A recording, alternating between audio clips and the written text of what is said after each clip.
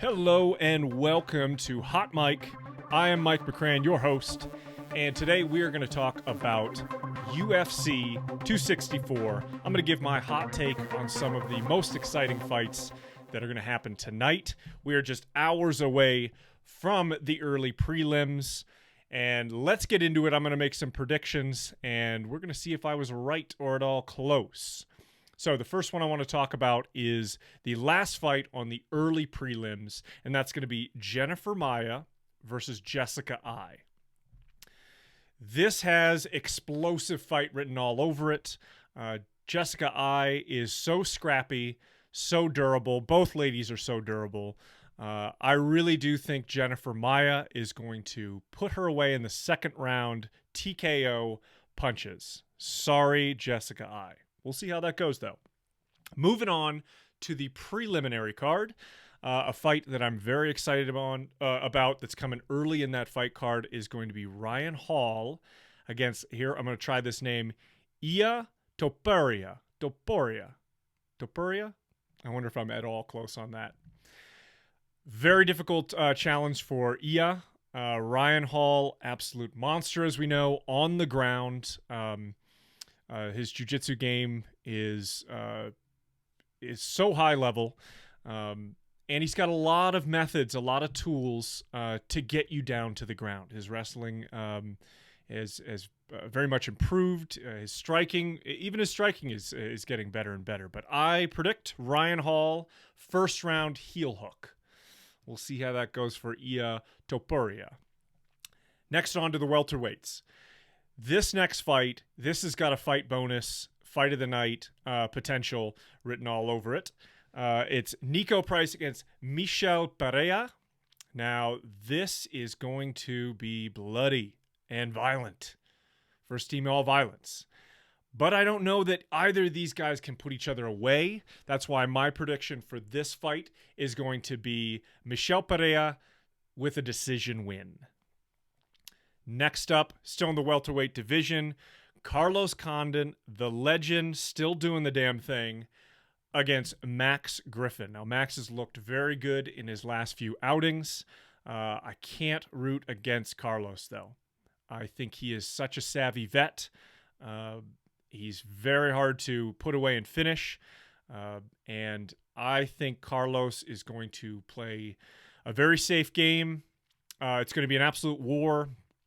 Not safe as in reserved, but I think he's going to go out there with a game plan and get it done in the third round TKO. Moving on to the main card. So the main card gets kicked off with Sean O'Malley against Chris Moutinho. Now, Sean, very hard to bet against Sean O'Malley. I'm not going to. I'm rooting for a first round KO from Sean O'Malley. He's so exciting. He's so explosive. These strikes come from every which angle. You don't really know. He's very untraditional, so it's very hard to predict his movements. I think he's going to get it done in the very first round. Next on, with a catch weight of 139.5, we've got Irene Aldana against Yana Kunitskaya. I practiced that one. I still got it wrong. Kunitskaya against Aldana. These women are fabulous strikers.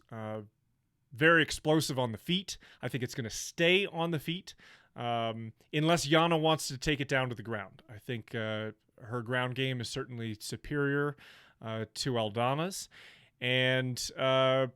But I think this is going to go the distance. But I see Yana winning a decision in this fight. Next up to the heavyweights, the big boys. Tai Tuivasa against Greg Hardy. All right. Big test for Greg Hardy. Tai, boy, he's got quick hands for a big guy and very flexible. But I think the athleticism, that's going to fall into the athletic advantage is going to fall to Greg Hardy. And I think Greg Hardy can actually put him away, and I think he's going to do it in the second round, TKO punches, a little bit of ground and pound. Next on to the co-main event, Gilbert Burns against Stephen Wonderboy Thompson. A couple of the nicest guys in the UFC going at it. Boy, it's hard to root against either of these guys. I really don't want to see a loss for either of them. They're so much fun to watch.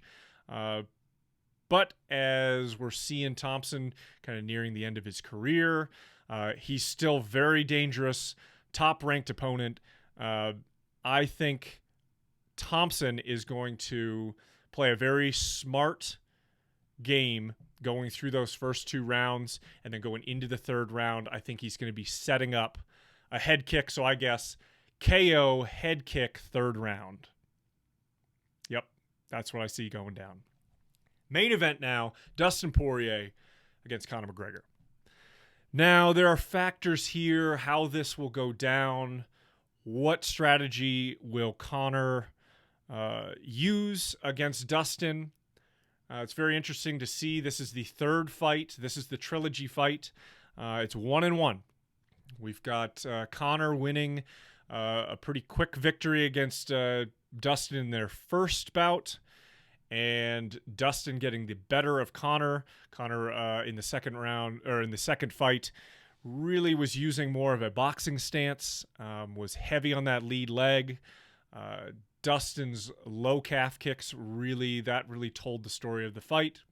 We saw what happened. We saw how Conor lost his power and then really couldn't put any weight on it. And then Dustin was putting together those combinations, which he's really known for. He's got crisp, clean combinations and hits hella hard. But this is Conor McGregor, and I hope we see a vintage McGregor. If we see McGregor coming out in that first round with that long karate stance and bobbing in and out and using those kicks, using his length, I really think that Conor can reclaim this loss and actually come out the victor in this trilogy. So if he is able to do that, if he has changed his stance back to an older vintage Conor, and we see him in that long karate stance shooting in and out, I think Conor can get it done, and I would see that happening in the second round, TKO victory for Conor McGregor. This has been Hot Mike. That was my hot take. I'm out.